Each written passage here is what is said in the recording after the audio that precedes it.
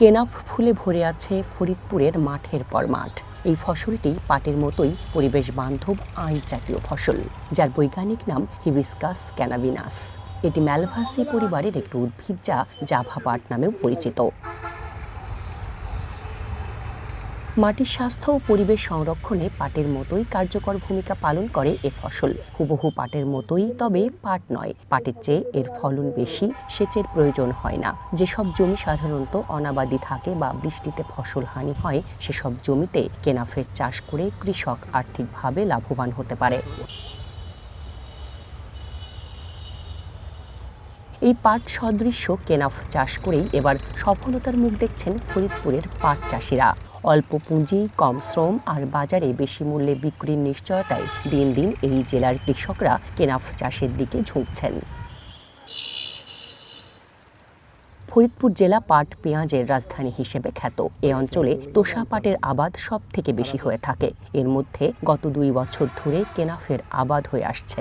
1 বিঘা জমিতে 7 থেকে 800 গ্রাম তোষা পাটের বীজ বপন করে 7 থেকে 8 মণ পাট উৎপাদন হয়ে থাকে। অন্যদিকে সমপরিমাণ জমিতে 2 কেজি কেনাফের বীজ বপন করে 10 থেকে 12 মণ পাটজাত পণ্য উৎপাদন করা হয়ে থাকে। কেনাফের গাছ মোটা ও শক্ত হয়। বপন করার মজুরি ও খরচ কম লাগে। অল্প দিনে কম পানিতে জাগ দিয়ে ভালো পাট পাওয়া যায় বলে বাজারে তোষা পাটের চেয়ে মণে 5 থেকে 600 টাকা বেশিতে বিক্রি হয়। আবার তোষা পাটের থেকে কেনাফের আঁশের চাহিদাও বেশি বলে জানান চাষিরা। গত বছর আমি এই পাটের বীজটা নিয়ে বুনছি আমার ক্ষেতে। এই পাটের ভালো, মান ভালো এবং অল্প পানিতে জাগ হয় এবং এই ঘাস আগাছা কম হয়, এটা নিরি কম লাগে এবং খরচ কম, অনেক খরচ কম এটা। এই পাটগুলো যেসব জমিতে আমরা চাষ করি, অন্য ফসল না হলে এই পাটগুলো খুব ভালো হয়।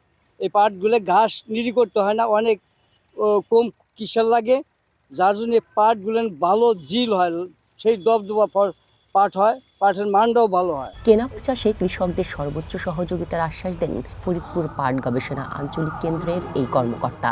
যেহেতু যত্ন কম, আবার আঁশের দাম বেশি, সেই কারণে তারা কেনাফ আবাদে আগ্রহী।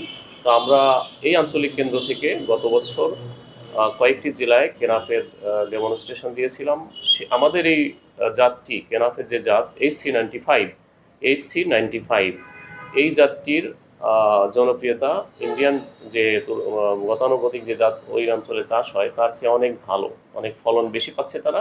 এই জন্য এই বীজটি আমরা এই বছর প্রণোদনা হিসাবে আমাদের পাট গবেষণার বিভিন্ন কেন্দ্র থেকে ওই অঞ্চলে বেশ কিছু বীজ দেওয়ার কর্মসূচি আছে। ফরিদপুর জেলার উৎপাদিত পাটে বিশ্ববাজারের পাট ও পাটজাত পণ্যের চাহিদা মেটানো হয়। এ কারণে বিভিন্ন সময়ে পাট গবেষণা কেন্দ্র নতুন নতুন পাটের বীজ উৎপাদন করে কম জমিতে বেশি ফসল উৎপাদনের সুযোগ দিয়ে আসছে। আগামীতে যা দেশের জন্য বড় অবদান রাখবে বলেই মনে করছেন স্থানীয় চাষিরা। One national desk.